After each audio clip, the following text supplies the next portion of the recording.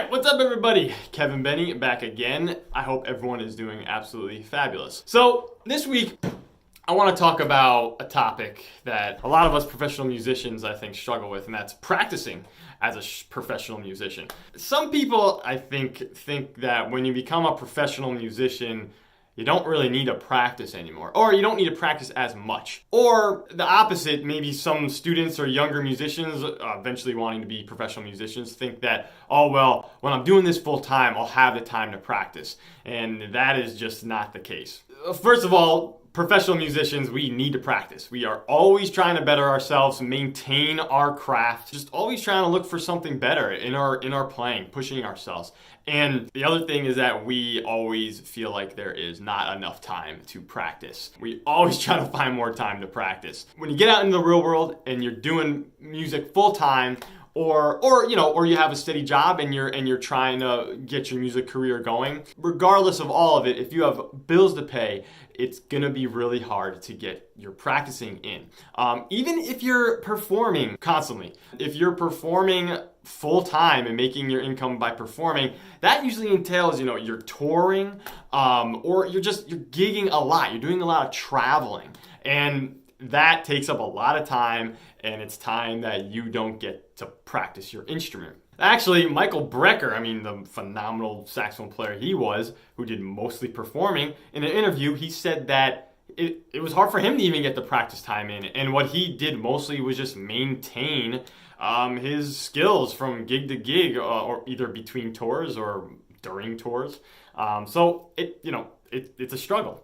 For me personally, not only do I do quite a few gigs and performances, I teach a lot during the week.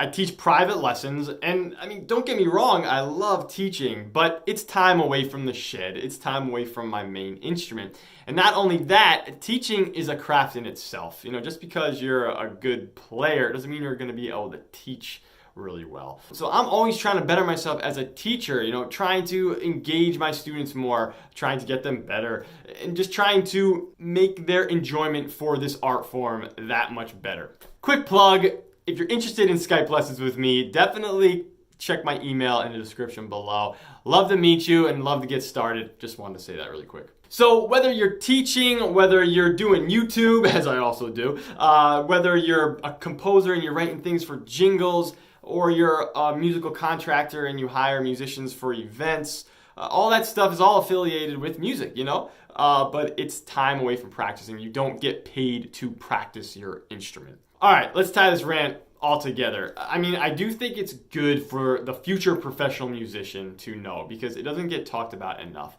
And when you're in school, when you're going to music school, take that time to practice, because that's going to be the time of your life where you get the most time to practice. My undergraduate degree, I practiced the most in my life, and I absolutely was thankful for that, because that got me some serious gains in my musicianship. But what I'm trying to do here is relay my experience as a professional musician to my students, because I really don't think it's that much different. Say you're a hobbyist and you have your own career, you might have your own family. It's super hard to schedule anything on top of that. What happens is you might start to try to find the big chunks of time to practice, and honestly, that is not sustainable. And I did a video about sustainability. I'll put a little link right there. Talks about this if you want to go more in depth. But it's all about trying to find the small chunks of time to practice so you can get to it on a daily basis. For me personally, I'll be teaching all day and I'll have to run out for a gig. Sometimes I'll just take my horn out, pop the reed on, play for literally just this or something like this.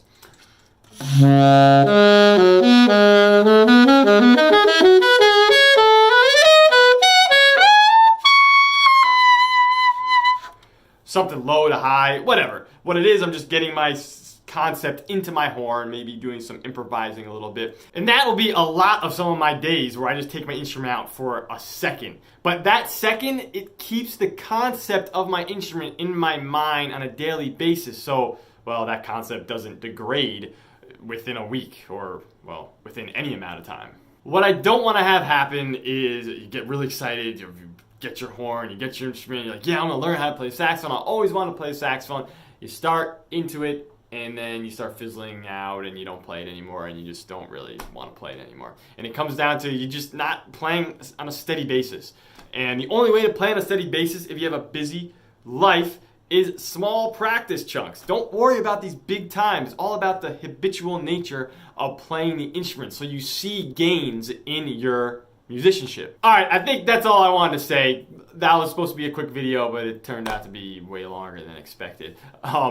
Thanks so much for watching this video. If you liked this video, please be sure to check out some of my other content. Also, be sure to join the crew. Sign up with the link in the description below. You get some free tips right to your inbox when you sign up today. You get some free sheet music. It's going to help specifically with saxophonists. And if you're not a saxophonist, you can still get some value out of it. So be sure to sign up today. Don't forget to subscribe with the bubble right there. And as always, stay inspired. Let's, hold on. Let's do that again. Actually, did I move this stuff when I... Hold on, let's see. Alright, what's up everybody? No, I gotta sit down. Alright, hold on.